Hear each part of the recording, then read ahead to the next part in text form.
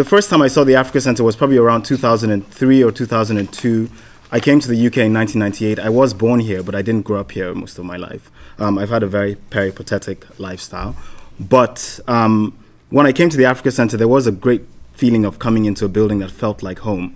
And one of the first things I went to was a night called Amplified, which had a Christmas party in the Africa Centre. So that was my first experience as partying in the Africa Centre. I am here as a trustee, but I should say also as an individual who has been involved in Africa for the past nearly 50 years. If I have stayed connected to the running of the centre for the past 12 years, and believe me, it has not been an easy task, it is because of my persistent hope that it is going to play this part as an institution that has a solid and sustainable future. That can really be not just the face of Africa in London, but the soul, which is an expression that one of the meetings we had, I think it was CHIPO who talked about the soul of the Africa Centre, which I think is very important. And one of the things I really greatly desired was to be a member of the Africa Centre.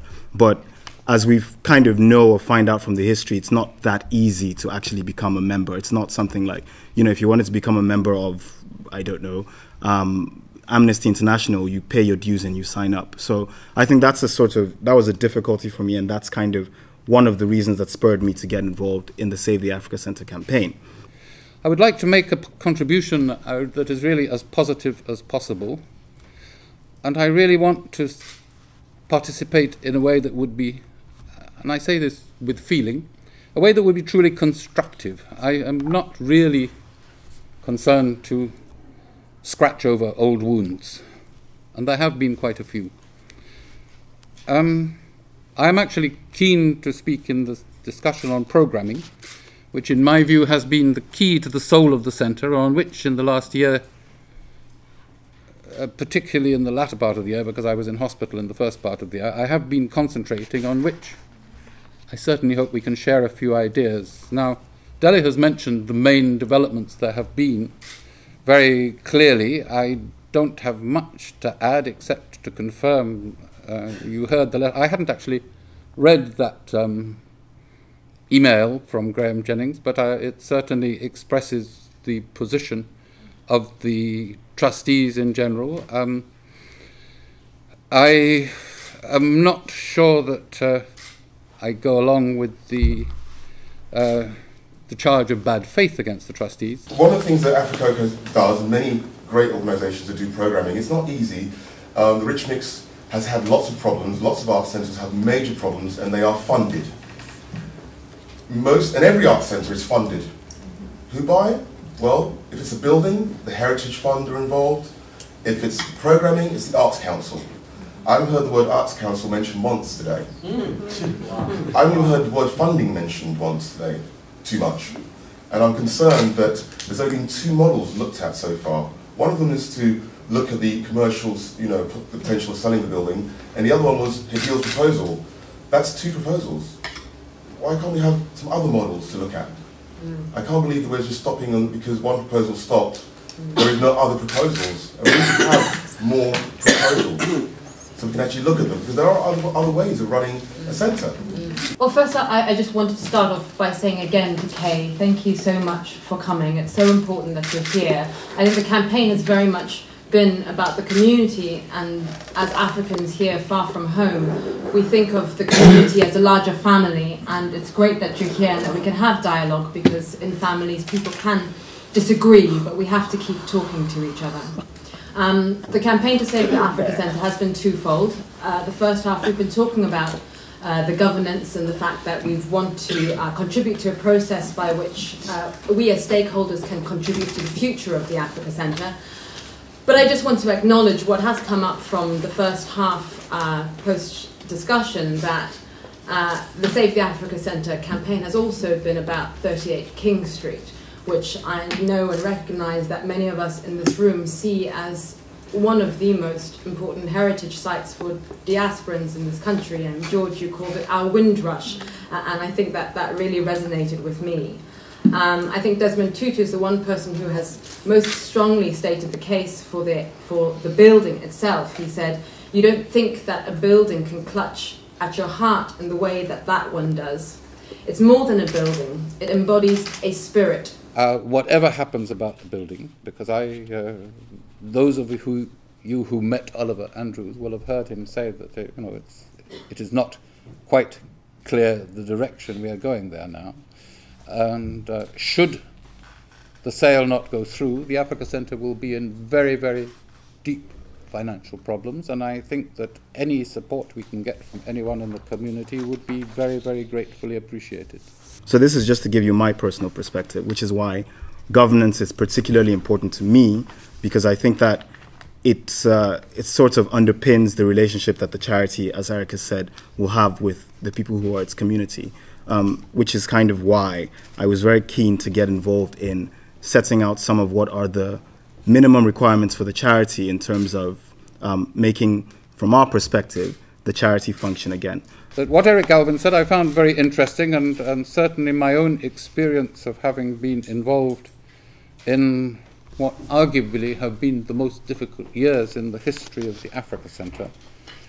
I think I would endorse an awful lot of what he said, and I hope that in the discussions that we have had with yourselves so far, the governance issue has come up, and I would like to see further discussion on that.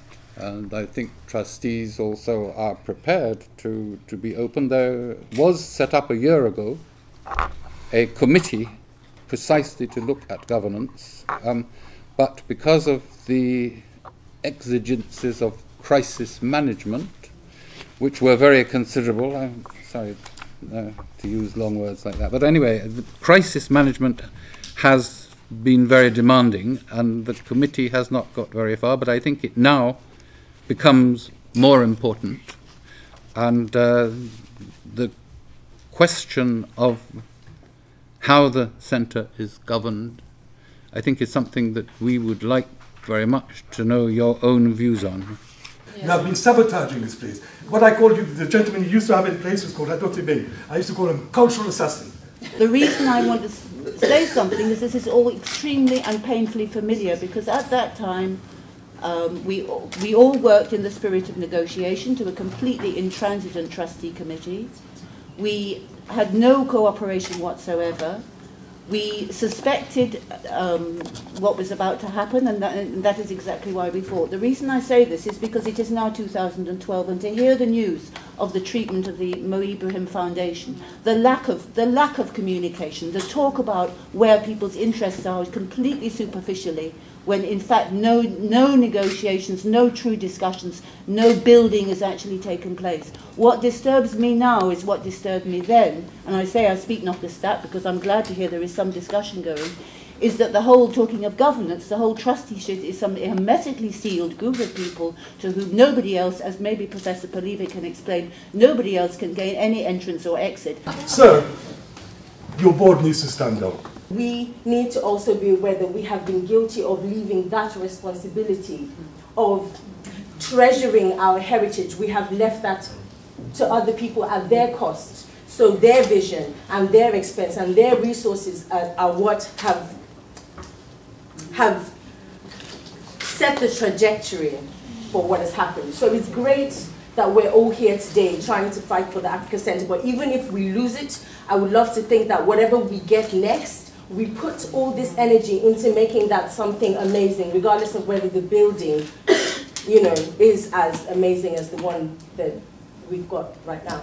I came here in '84, got involved with the Africa Centre, came back in '86, got involved with the Africa Centre. It's the same old, same old. We can just keep talking about it. There's a lot of us old ones here. We've a couple of folks have left because we've heard this all before. Okay, number two, I'm really tired of black people putting each other down. I'm sick of it. We missed the ball, we missed it. Okay, move on. I'm sick of us beating each other up, saying we didn't do this, we didn't do that, so we didn't. So what? Okay, number three, the issue of the trustees. I had to ask CHIPO exactly what this situation was. It's like something out of a Franz Kafka novel. Don't deal with it on a rational basis, because this is not rational, ladies and gentlemen, okay? This is Kafkaesque. This is Dickensian. This is a little bit about how the way this nation, of which I'm also a citizen and proud to be, but this nation runs this way. Everything happens behind closed doors. I'm on the board of the British Museum. Believe me, since Neil McGregor's come on, need some water, has come on, we busted open a lot of doors there. But these institutions here are typical of the way that this nation is run. So it's not unusual. Don't be surprised. Number 4, as a brother from Zimbabwe says, I'm going to echo him. Culture is very important. That's my remit. But the trustees have missed a trick, and that's this. The axis of the world has shifted south and east.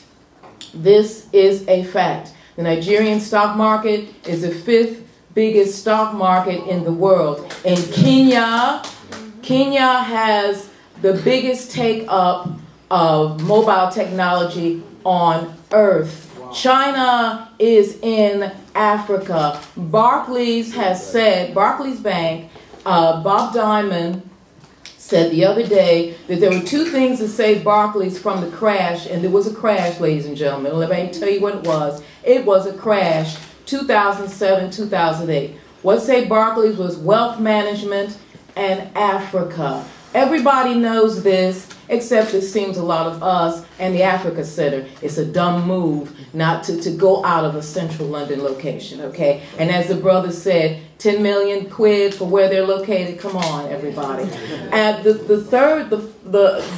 5th thing is, as the sister said, I am married to a lawyer, and I guess this is my American self. We got some big-time QCs here who are African. I'm thinking about Courtney Griffiths. I'm talking about a lot of people. A committee needs to go, talk to them, get some pro bono advice, and injunct the trustees. That is a thing that and it doesn't take a whole lot of this and that. What the trustees are saying, again, respect to Kai for being here. I was brought up Roman Catholic. I was just told tonight that this building was ceded to the Africa Center by the Roman Catholic Church. And I can tell you, as someone who grew up in Catholicism, these trustees have a moral dilemma on their table right now that I'm positive, I can say this positively, the Catholic Church would not have wanted them to deal with, because what we're saying to these trustees, in law, you are the Africa Center, but in fact, we are the Africa Center, and you really have to deal with that. This isn't something that can be run away. And the last thing that I would say is that, as the brother from Zimbabwe said, we must expand our vision as people of African descent, of the African communities. London is an African city. I can tell you that as a person from African America. My first advice to you would be to look into taking out some kind of legal proceedings. Also, the trustees wouldn't like this to become a public matter. You can't take that. You know what? You can't just throw that stuff on. You know, somebody. Time goes by. Oh, don't you know that time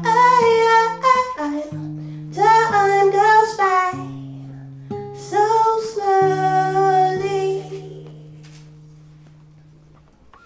You're free as a bird. Haven't you heard? The love is just to explore. Learn to give praise to the ancient of days. The time has come to change your foolish ways.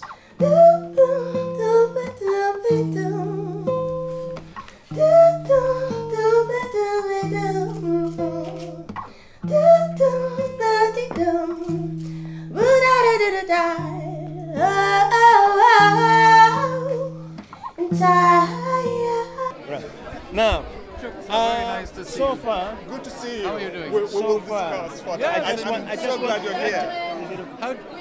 How do you think I'm doing? I just want to get an overview I'm holding my of what you've heard so far. Well, excuse me for being ignorant, but who are the trustees answerable to? I've never heard, this is like a Dickens novel. I mean, it is, it's like Dickens. Who do these people accountable to? You can't just be the trustees.